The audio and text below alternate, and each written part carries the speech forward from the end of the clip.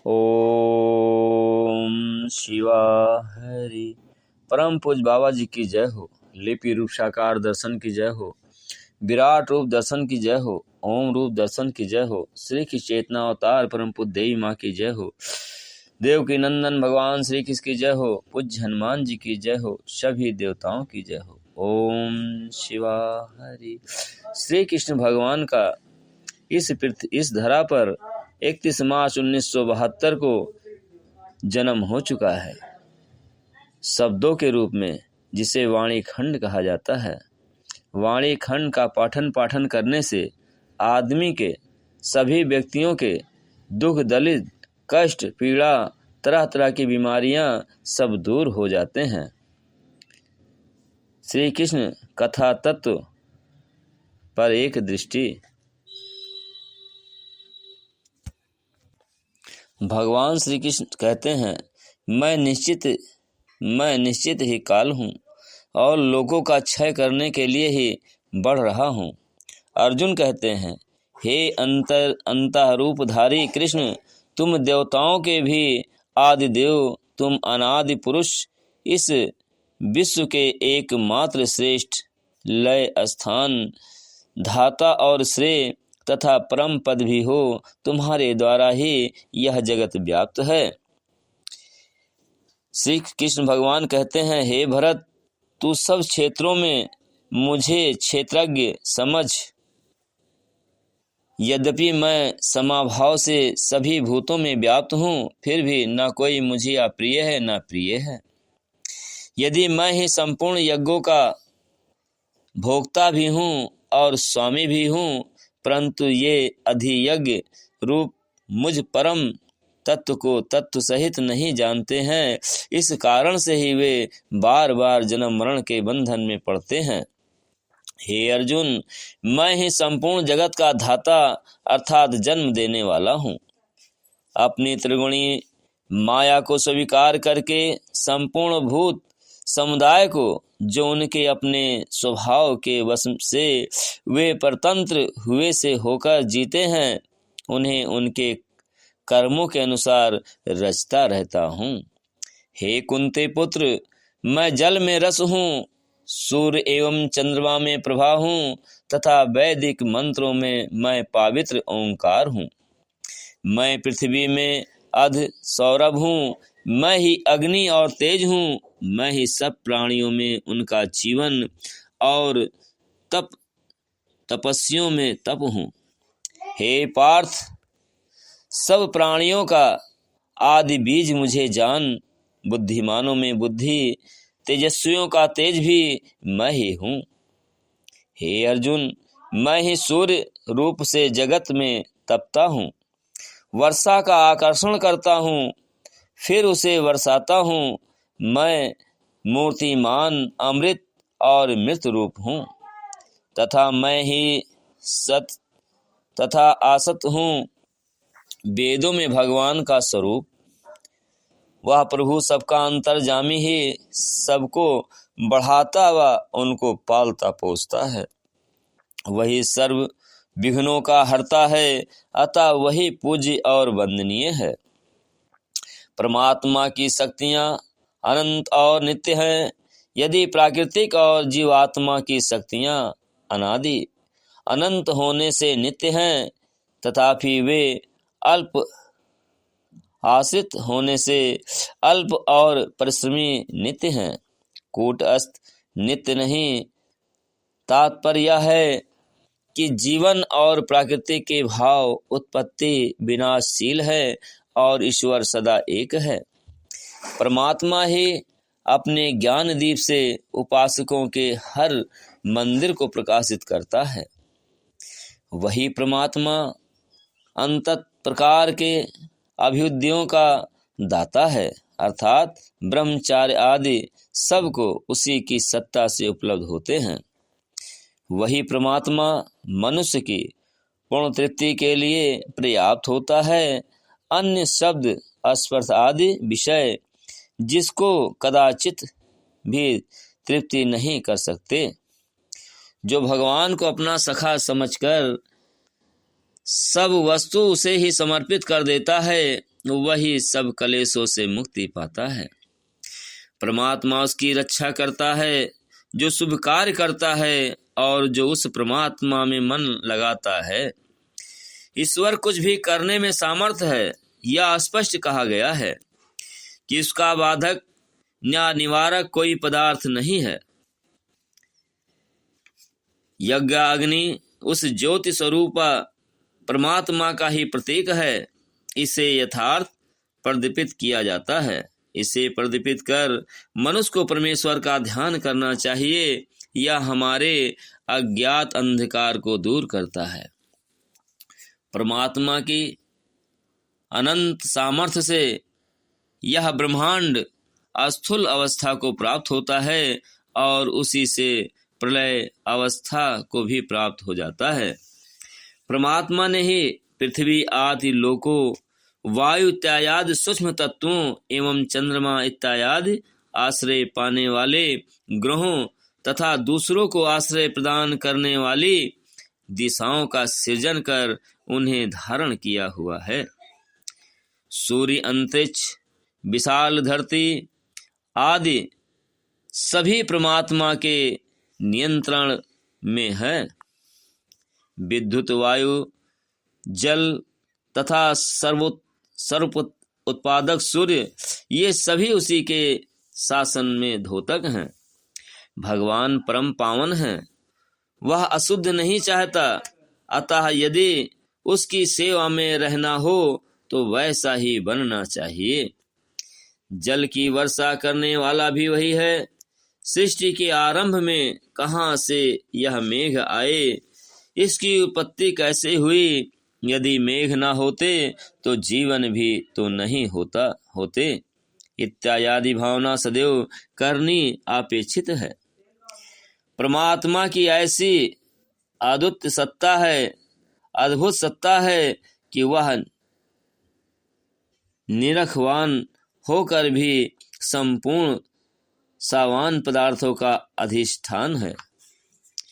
उसी के आधार पर यह चराचर जगत स्थिर है और वह सर्व सा प्रेरक होकर कर्म रूपी चक्र द्वारा सबको प्रेरणा करता है। परमात्मा सब लोकांतरों में विराजमान है। ज्ञान, क्रिया और बल, यह तीनों प्रकार के उसकी प्राचीन धाम है जिससे वह सबको प्रेरणा देता है। परमात्मा उत्पत्ति, स्थिति तथा प्रलय तीनों प्रकार की क्रियाओं के हेतु है, अर्थात उसी से संसार की उत्पत्ति और उसी में स्थिर और उसी में प्रलय होती है। परमात्मा की ज्योति सर्वत्र दीप्तिमती है, उसके प्रकाश से एक रेणु भी खाली नहीं है। भूलोक में उसका प्रकाश इस प्रकार फैला हुआ है कि जैसे मकड़ी के जाल के तंतुओं में अनंत वितान का परवार नहीं मिलता, इसी प्रकार उसका पारवार नहीं है। दिव्य शक्ति युक्त परमात्मा इस पृथ्वी की 3 प्रकार से रचना करता है। जिस पृथ्वी में सैकड़ों प्रकार की ज्वालाएं हैं, जिसका बहुत विस्तार है, और इस प्राचीन रूप का नाम इसलिए विष्णु है क्योंकि यह तेरा स्वामी है, इसलिए इसका नाम विष्णु है। अर्थात यह सर्वव्यापक होने से सर्वस्वामी है, इसलिए उसका नाम विष्णु है। परमात्मा कहते हैं, जो पुरुष न्यायशील होकर अन्यायकारी शत्रुओं के दमन का बल मांगते हैं, उनको मैं अनंत बल देता हूँ ताकि वे अन्यायकारी हिंसकों का नाश कर संसार में धर्म और न्याय का राज फैलावें। परमात्मा स्वयं आदेश देता है कि मेरी वंदना करो और मुझे महान व्यापक और गृहपति समझो, अर्थात मुझे अपने परिवार में ही शामिल समझो। ईश्वर का न्याय अवधतित है, वह दुष्टों को ब्रज से तड़ित करता है। परमात्मा न्यायकारी और महादंडधारक है, वह पापी जनों की सभा को भी उखाड़ देता है। यह समझकर पाप मुक्त आचरण न करो। ना तो विष्णु जग मानो भूत भविष्य वर्तमान तीनों कालों में किसी की शक्ति नहीं जो परमात्मा का महत्व जान सके।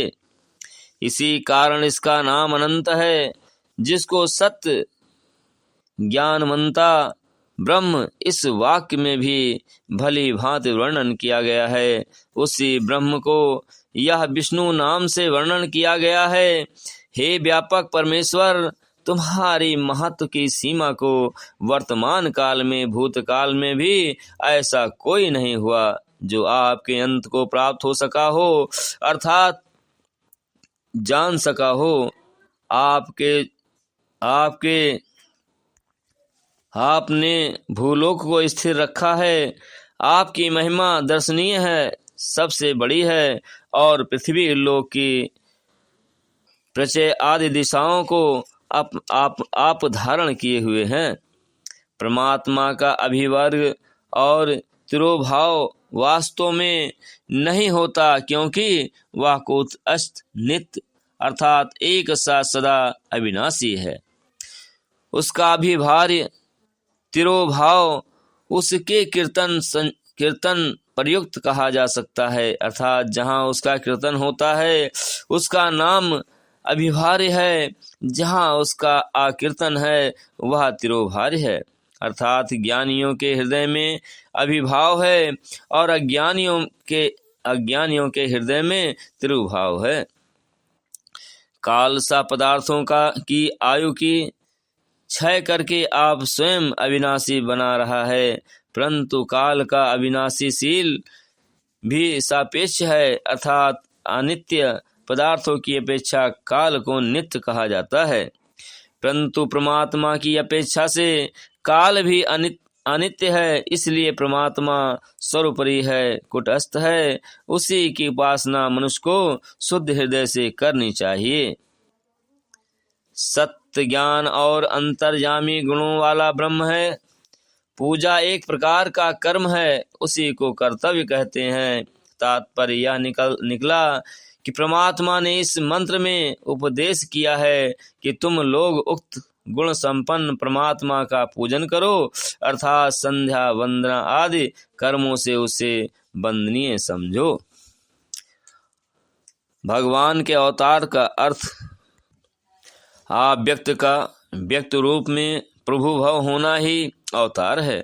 भगवान अपने भक्तों की रक्षार्थ और दुष्टों के दमन अथवा संहार हेतु ही रूप धारण करते हैं। समय की मांग ही होती है जब भगवान अपनी शक्ति का विस्तार करते हैं और किसी रूप विशेष में हमारे सामने आते हैं, जब हम उन्हें देख सकते अनुभव कर सकते हैं।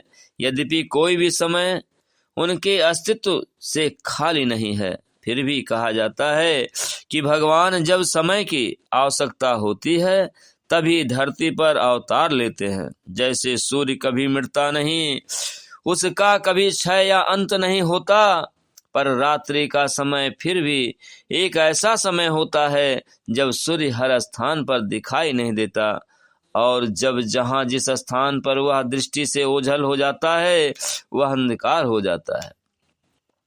तब हमें जब कुछ भी दिखाई नहीं देता तब भी समय की आवश्यकता होता है। सूर्य श्री कृष्ण ने कहा, अर्थात जब जब धर्म की ग्लानि अर्थात अभाव होता है, धर्म के अभ्युत्थानम के लिए मैं अपना ही सृजन करता हूँ।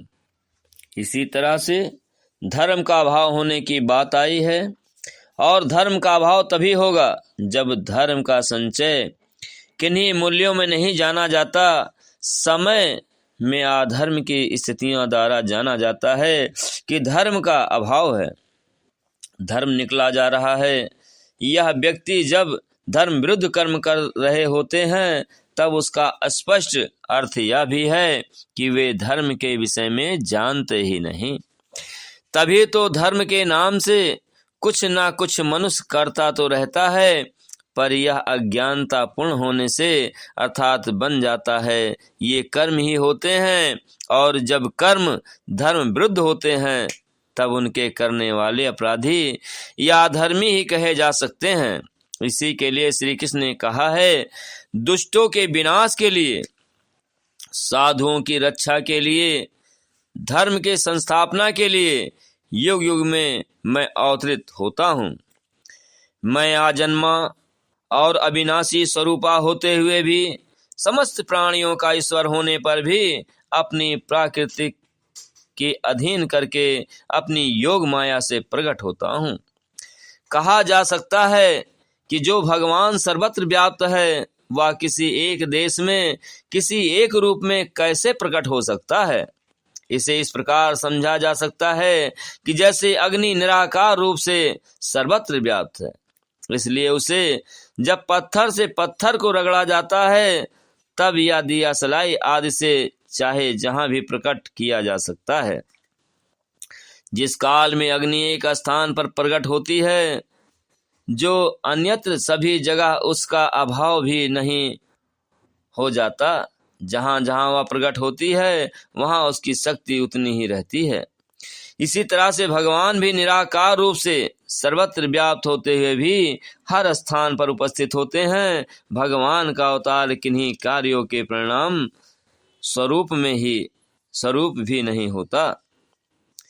कर्मों के फलों में मेरी स्पृहा नहीं है, इसलिए कर्म मुझे लिप्त नहीं करते। इस प्रकार जो तत्व से मुझे जान लेता है वह भी कर्मों से नहीं बंधता।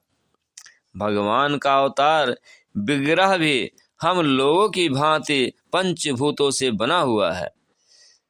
चिंतम सचिदानंद रूप होता है, इसलिए वह दिव्य होता है। परमात्मा का प्रकट्य यह जन्म किसी साधारण प्राणी जैसा नहीं होता। वे अपनी ही इच्छा से अपने ही द्वारा निर्धारित किए समय पर प्रकट होते हैं।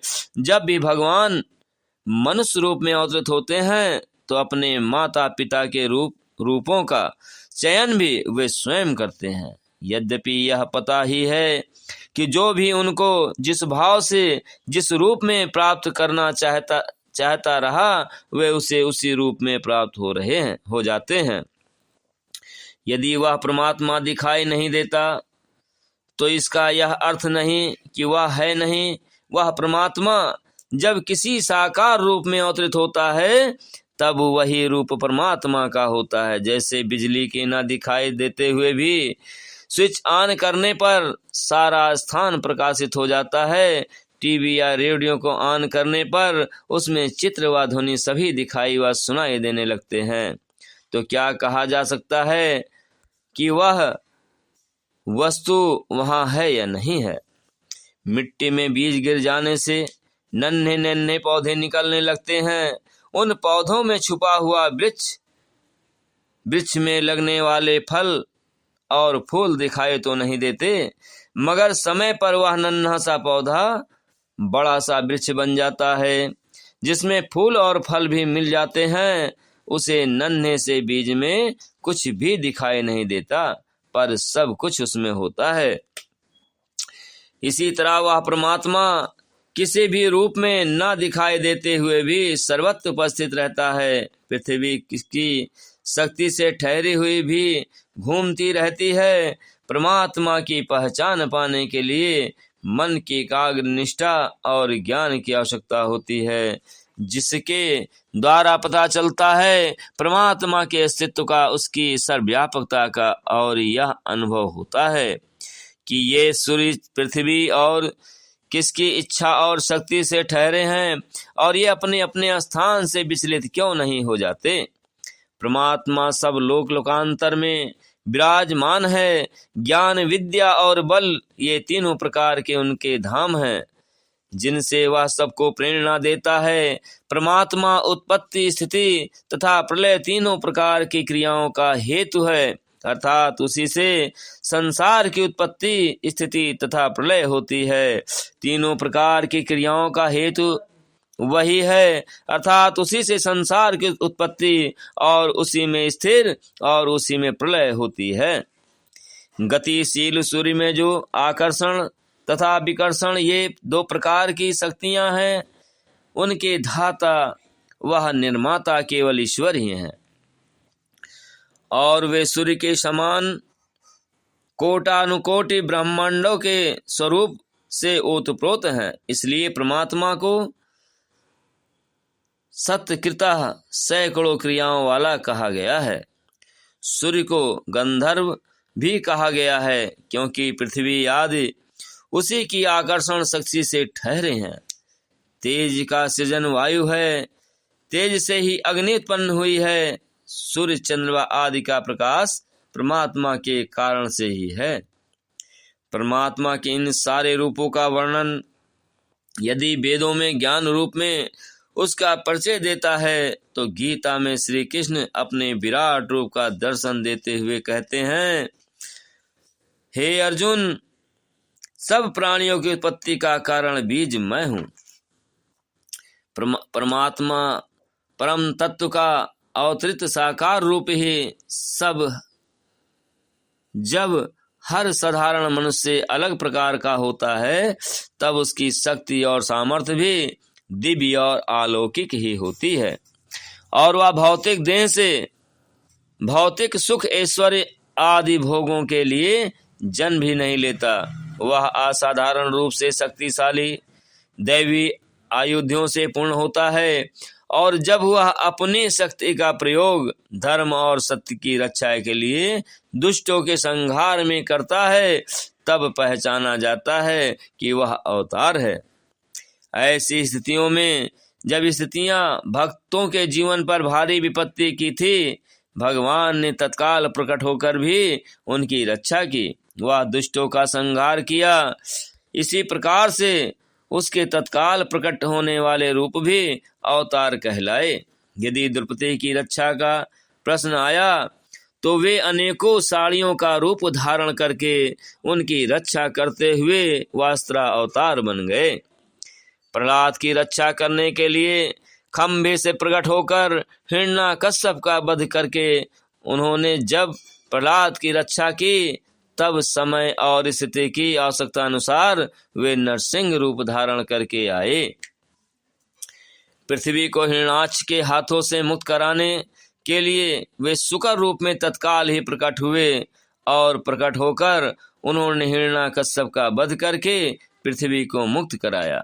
जल थल जब एक हो गया, उस प्रलय काल की स्थिति में उन्होंने ही मत्स्य रूप धारण करके सप्त ऋषियों की नौका पर पार करा करके उनकी रक्षा की।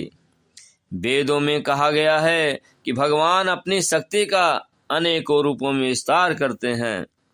श्री कृष्ण ने भी अपने रूपों का अनेक रूपों में विस्तार किया है। उनका यह विस्तृत रूप ही है जिसे आज उनकी रहस्य लीला में लोग कहते हैं कि वे प्रत्येक गोपी के साथ अलग अलग दिखाई दे रहे थे।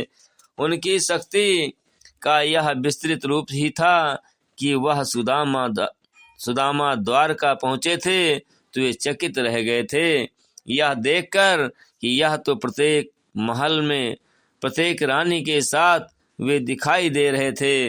उनकी शक्ति का विस्तृत रूप ही दिखाई देता है जब वे अपना विश्व रूप दर्शन अर्जुन को प्रत्यक्ष करते हैं। यूं ही तो भगवान का विस्तार आत्मा रूप में प्राणी मात्र में ही है। अध्याय 4 भगवान की परिभाषा। भगवान की परिभाषा भला कौन बता सकता है? बस इतना कहा जा सकता है कि जिसको वे स्वयं जितना अपने विषय में बता देते हैं, उतने से ही हम जान पाते हैं कि वे भगवान हैं। और भगवान ऐसे होते हैं, मैं पहले ही बता चुकी हूँ कि वेद, उपनिषद, श्रुति, गीता और आज लिपि रूप में ज्ञान देते हुए भगवान ने अपनी वाणी के द्वारा जो अपने विषय में बताया है, उसी से मैंने भी जाना कि भगवान कौन है। भगवान को हम किस नाम से पुकारें, अंतर इस बात से भी नहीं पड़ता। ईश्वर, अल्लाह, गॉड या फादर कहने से भी परिभाषा और अर्थ नहीं बदल जाता। श्री राम या कृष्ण कहें तो हम उन्हें भगवान नहीं, भगवान का अवतार कहेंगे। और इस तरह के अवतार भी अनेकों हुए हैं जिनके द्वारा हम भगवान को जान सकते हैं। अग्नि की लपटों को हम गिन नहीं सकते। कहते तो हैं उसे लपट है, पर उसे छू भी नहीं सकते, क्योंकि उसके प्रकाश और उसकी गर्माहट का अनुभव हम कर सकते हैं। इसी तरह भगवान को हम अनुभव कर सकते हैं उन अवतारों की शक्ति और तेज के द्वारा। हे कुंती नंदन, सभी योनियों के जीवों का जन्म इसी बृहंगांगिनी प्राकृतिक से होता है, अर्थात प्राकृतिक माता है, और मैं बीज का गर्भधान करने वाला पिता हूँ।